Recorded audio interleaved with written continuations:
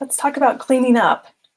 Our jig is pretty clean, so we don't really need to worry about wiping that off very much, but we do want to clean our block a little bit before we put it away. And I would recommend not getting your wooden block wet in the sink. It may cause the wood grain to expand, it may cause the wood to warp a little bit.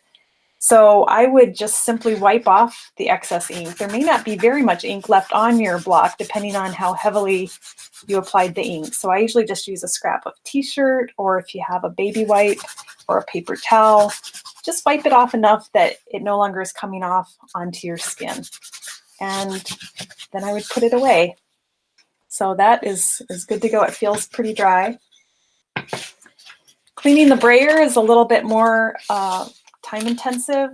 Again, you'll want to roll it out on scrap paper first, get as much ink off as you can. This ink tends to be, the white tends to be kind of sticky, so I'll be using a rag again to get off as much as I can, but sometimes you need a little bit of help with some baby oil or some detergent. Do not put any Citrusolve or real strong solvent on the rubber rollers. It can cause the rubber to break down. And you may find that after you've used your speedball roller a few times, even after you've washed it, it feels tacky, it feels sticky, even though you can see that there's no ink left on it.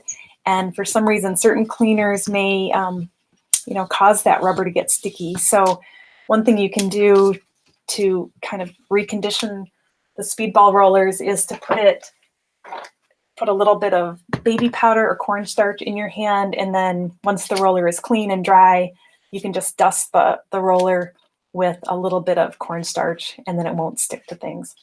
So this one's still pretty dirty. This is some very diluted Dr. Bonner citrus soap. You can use a little Dawn dish detergent, but I would really keep it pretty, sorry, I'm just trying to keep my cardboard from getting too wet here. Keep it diluted. Don't use very strong cleansers on here. So get it to spray.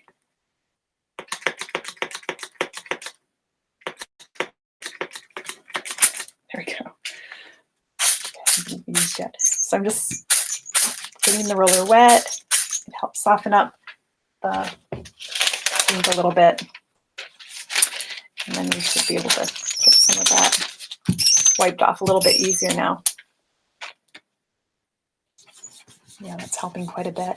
You may have gotten some ink on the ends of the rollers. Make sure you clean those well as if any ink gets onto the handle. You don't want to be transferring ink to your prints and to everything else that you're touching. So try to do a really good job cleaning things thoroughly.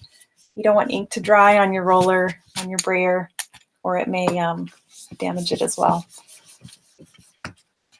I've been saying roller and brayer for this thing, but actually if it has a handle, we refer to it as a brayer. And if it has two handles, then those are rollers. So the big two-handed rollers that we use in lithography really are the rollers, and this one is technically a brayer. Okay, so we've wiped off the ends.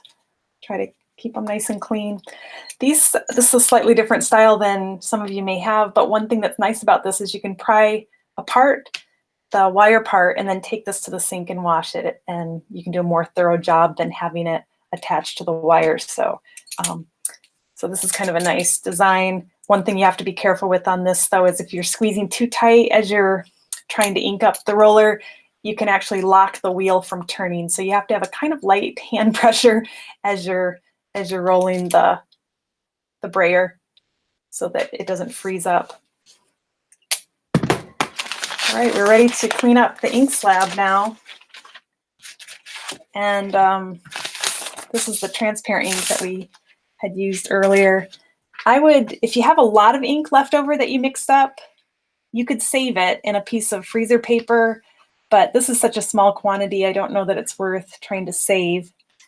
The nice thing about the Akua ink is that it never dries up. So as long as you keep dirt out of the jar, you should be able to use that ink for a long time. You don't need to worry about it skinning over like some other relief inks and intaglio inks will. And once you wipe off as much as you can with a rag or a paper towel, then add a little bit of detergent with some water, and it should clean up really well.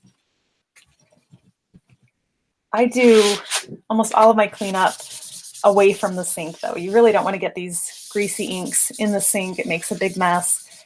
So once the brayer's gotten this clean, then I might take it to the sink and do a final washing with detergent, but you really don't have to get it in the sink. Okay, I think I've cleaned everything up pretty well. You can reuse this inking mat as long as you keep it nice and clean.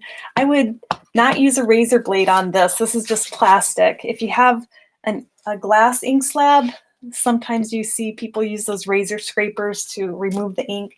The Akua ink is not nearly as sticky as most other brands of relief ink are. The traditional oil-based inks and the other water-based inks tend to be a lot tackier, stickier, harder to scrape off.